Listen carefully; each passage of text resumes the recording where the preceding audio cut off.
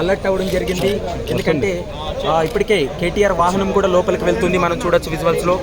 మరికొద్ది సేపట్లోనే కేటీఆర్ బయటికి రాబోతున్నారు. ఈ ఫారం వరకు కూడా ప్రశ్నించారు. ప్రస్తుతం మనం కేటీఆర్ కారును చూస్తున్నాం, ఎక్స్క్లూజివ్ విజువల్స్ చూస్తున్నాం. ప్రస్తుతం అయితే మాత్రం కేటీఆర్ బయటకు వస్తున్నటువంటి విజువల్స్ కూడా చూస్తున్నాము. కేటీఆర్ ను మరోసారి విచారణకు ఆదేశించారు. ఎప్పుడు విచారణకు పిలిచినా విచారణకు రావాలంటూ కూడా స్పష్టం చేసినటువంటి పరిస్థితి కూడా కనపడుతుంది. మనం విజువల్స్ లో చూడొచ్చు. కేటీఆర్ అయితే మాత్రం విచారణ ముగించుకొని దాదాపు 6.5 గంటల పాటు విచారణ ముగించుకొని వెళ్తున్నటువంటి విజువల్స్ చూస్తున్నాం. తను నవ్వుకుంటూ వెళ్తున్నటువంటి విజువల్ చూస్తున్నాం. కేటీఆర్ కూడా మీడియాతో మాట్లాడేటువంటి అవకాశం ఉంటుంది.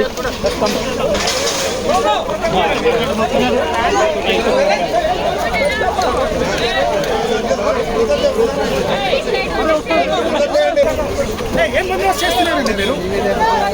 Okay sir.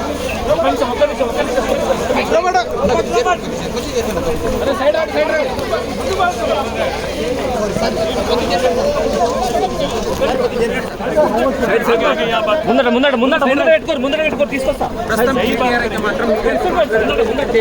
ఈ రోజు ఉదయం నుంచి జరిగినటువంటి బాబు ఇన్వెస్టిగేషన్ సంబంధించి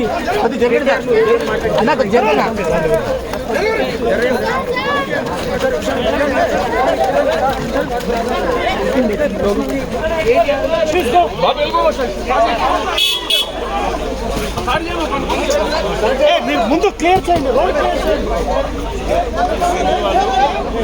దాదాపుగా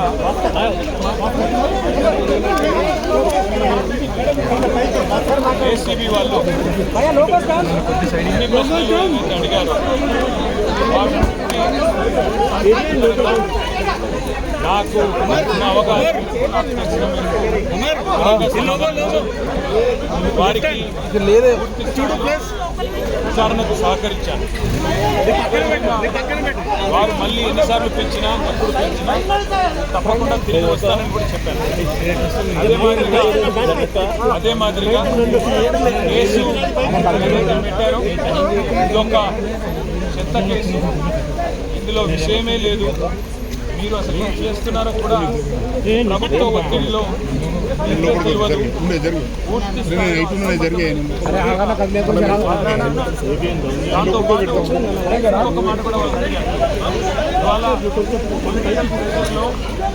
పొలిటికల్ కేసు పెట్టి దీనివల్ల ఏదో సాధిస్తానని రేవంత్ రెడ్డి అనుకుంటే అది ఆయన మూర్ఖత్వం మాత్రమే అవుతుంది అనే మాట కూడా చెప్పాను.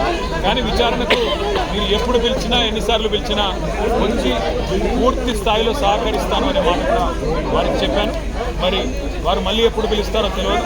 ఎప్పుడు పిలిచినా అప్పుడు మళ్ళీ వచ్చి సంతృప్తికరంగా వారికి సమాధానం ఇచ్చారు. ఇప్పటికే 2 కోట్ల నష్టం వాటిని హెచ్ఎండిఏకి దాని గురించి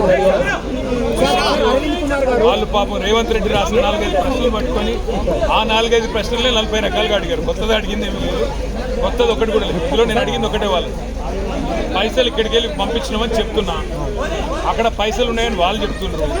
కరప్షన్ ఎక్కడుంది అని అడిగినా సమాధానం లేదు.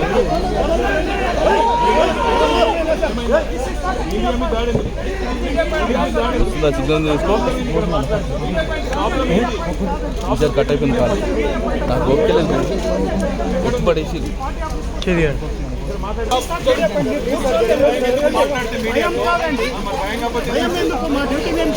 జరిగారు చేయాలి.